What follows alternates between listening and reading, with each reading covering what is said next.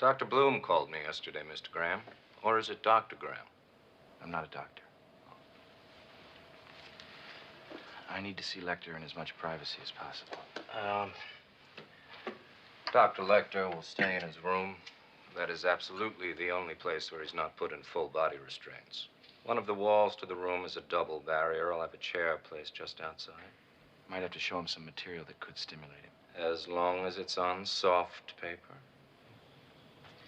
Now, the consensus around here is that the only person who's ever demonstrated any practical understanding of Dr. Hannibal Lecter is you, Mr. Graham. Can you tell me anything about him? No. When you saw Dr. Lecter's murders, their style, so to speak, were you able to reconstruct his fantasies in your own mind? Is that what helped you to identify him?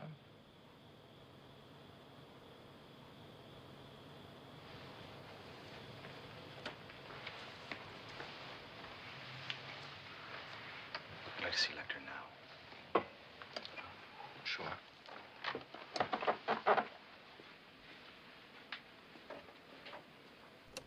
From that point, right, they've got the fingerprints, but they can't, the print doesn't tell them anything because there's nothing in their index. That tells you how, like, Stone Age the tech is, the forensics at this point. And keep in mind, man, I had not seen a lot of forensics in any cop-related show or movie to this degree prior to this. I mean, they go into the lab and they do like an infrared test. Explain something to me, Jeremy. Let me ask you, as the Manhunter expert between us. They sack Lecter's cell and they find a note in toilet paper that's from the killer. Yeah. Now, this, I was a little bit stumped by this, honestly. I know they said the note comes from the killer that they give the moniker to, Avid Fan. Yeah. But how did Lecter get it? How did they know it was in there? Because they have to put it back. They have to analyze the note while he's in solitary before he gets suspicious that he's being held in solitary for that possible reason. So they have like 4 hours to work up the note at the lab, which is, that's probably my favorite part of the film.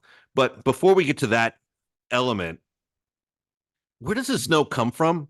And I understand what this note does for the movie moving forward, but how did they know? And here's my question. Does the Lecter character read about these murders and suspect that the FBI is going to go back to bring Graham in?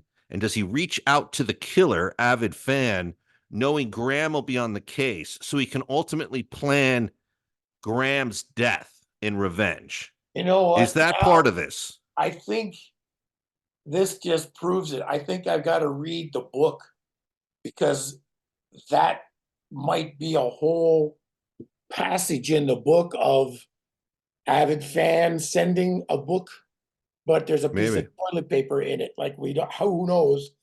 And that could have taken up a lot of screen time instead of, look at, we found this thing and now we gotta go. But I did like the scene with that note where the guy is changing lenses. Yeah. And he said, oh, you're good, but so am I. All right, so let's just take a moment and salute our buddy Bill Smitrovich, who was also in Crime Story with Michael Mann and Miami Vice. He plays that part. He's the guy that says, you're sly, but so am I. And I should point out that Smitrovich is not only a brilliant actor, one of these actors you should always strive to hire, but he's also a stand-up human being who's done a lot of charity work with us. And it was so good. I had forgotten he was in this movie, and he's so effective and so good in the scenes he's in. Like, they break down the code within the message. So to break it down to the audience, if you haven't seen this, I'm sorry, the movie's 40-something years old right now, or 30-something years old.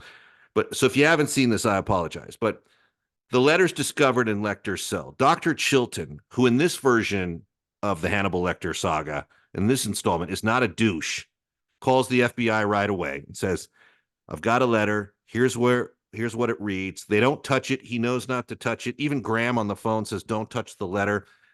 And he says, here it is, and it's ripped. There's a section missing.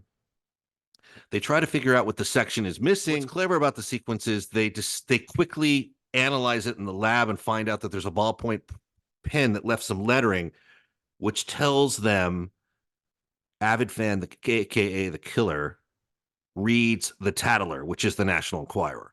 Yeah. Hannibal Lecter and the killer are communicating through the like the want ads or the classified ads or the whatever that dear avid fan, look for yeah. me. Da, da, da, da.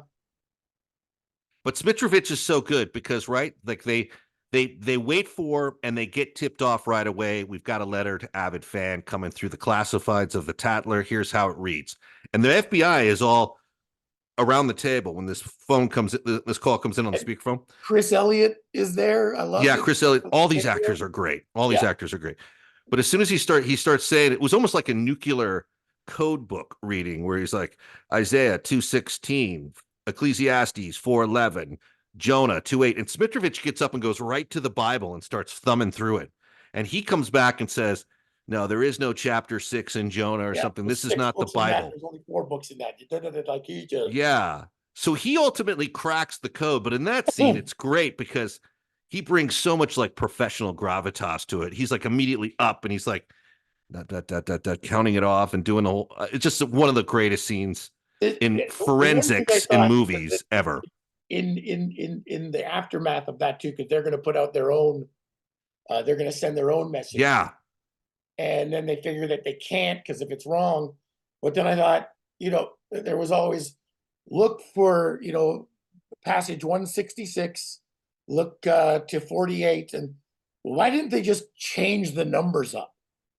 Because then where like it ends up being Will's home address.